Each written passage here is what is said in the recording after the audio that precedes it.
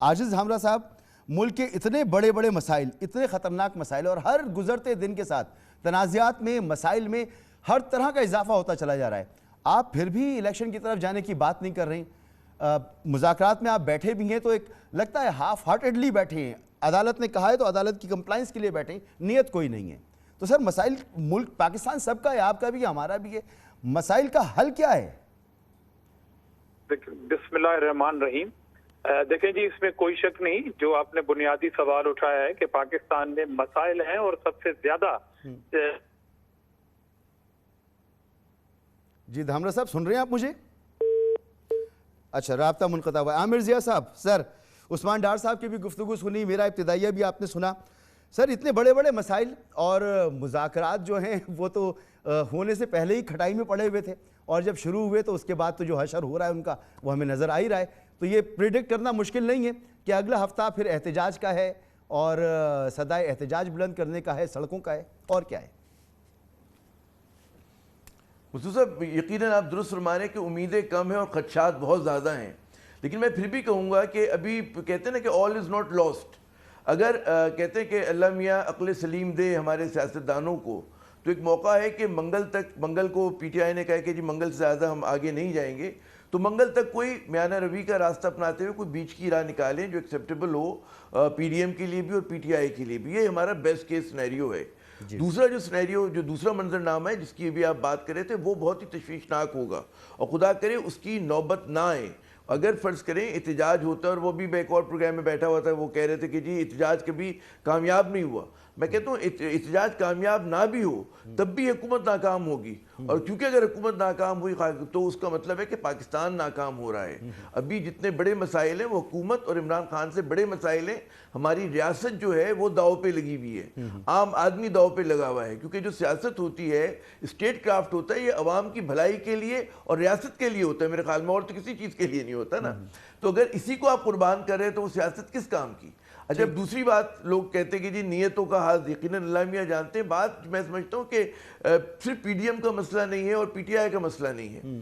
جب تک ہمارے ادارے جیسے جوڈیشری اپنا کردار ادا کرنے کی کوشش کر رہی ہے، اس کو متنازع بنایا گیا ایک سازش کے تحت، لیکن پھر بھی ظاہر ہے کہ وہ چاہ رہی ہے کہ آئین کے مطابق جو اس کا ایک انٹرپریٹیشن ہے، ہمارے 2 آرٹیکلز جو ہیں 224(2) اور 125 غالباً 3 جو ہے، وہ یہ کہتے ہیں کہ جی اگر اسمبلی ڈیزالو ہوگی تو ناٹ لیٹر دین 90 days انتخابات ہونے. اسی طرح ہمارے دیگر اداروں کو بھی اپنا اپنا کردار ادا کرنا پڑے گا. الیکشن کمیشن آف پاکستان، اور پھر سب سے اہم میں سمجھتا ہوں جو ادارہ ہے جس کا کردار بنتا ہے، اور یہ میں بہت ہی پولیٹیکلی انکریکٹ بات کر رہا ہوں، وہ بنتا ہے ہماری فوج کا، جو سب سے منظم طاقتور ادارہ ہے، اور لوگ ہمیشہ کرائسس میں فوج کی طرف دیکھتے ہیں. اور اچھی بات یہ ہے کہ بھی آرمی چیف نے کہا اپنی تقریر میں کہ جی ہم اسٹینڈ کرتے ہیں کانسٹیٹیوشنزم کی طرف، کانسٹیٹیوشن کے ساتھ اسٹینڈ اپ کرتے ہیں. تو کانسٹیٹیوشن آپ کا کہتا ہے کہ فری اینڈ فیئر الیکشن ہو.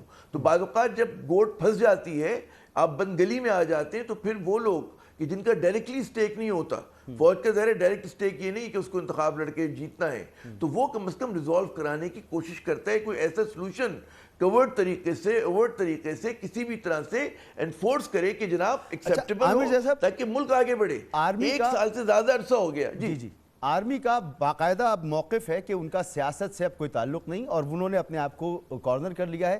یہ معاملہ سیاستدانی دیکھیں گے. عدلیہ کے جو حشر یہ سیاستدان کر رہے ہیں وہ آپ دیکھ رہے ہیں، پارلیمنٹ کا جو حشر کر رہے ہیں وہ آپ دیکھ رہے ہیں. جب ان کے اندر ہی ول موجود نہیں ہوگی، ان کو ہی عقل سلیم نہیں ہوگی، تو پھر کوئی ادارہ انٹروین کرنے کی کوشش کرے آئینی حدود میں رہتے ہوئے، تو پھر تو مسئلہ حل نہیں ہوتا. نہیں، بالکل ہوتا ہے. بات یہ ہوتی ہے کہ اس وقت اگر پاکستان کا مستقبل داؤ پہ لگا ہوا ہے، ریاست پاکستان مشکل میں ہے، اس کے 22-23 کروڑ عوام مشکل میں ہے، تو کس کی ذمہ داری ہے؟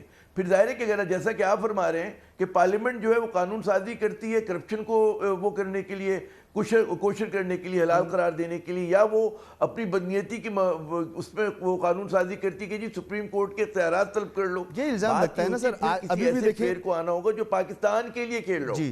میں صرف ایک بات کروں مسعود، بات یہ ہے کہ بڑی اچھی پولیٹیکلی کریکٹ پوزیشن ہے فوج کی، یقیناً سیاست میں اس کو حصہ نہیں لینا چاہیے، لیکن ابھی بات سیاست سے بڑھ کر ہو گئی ہے کیونکہ گتھی نہیں سلجھ رہی تو آپ کو ان کو انٹینگل کرنا ہے. اور پاکستان کی فوج کی ایک روایت رہی ہے, اگر آپ روایت سے بہت ہٹ کے کھیلیں گے نا تو آپ خود بھی مشکل میں ہوں گے بطور انسٹیٹیوشن, اور ریاست بھی ہوگی.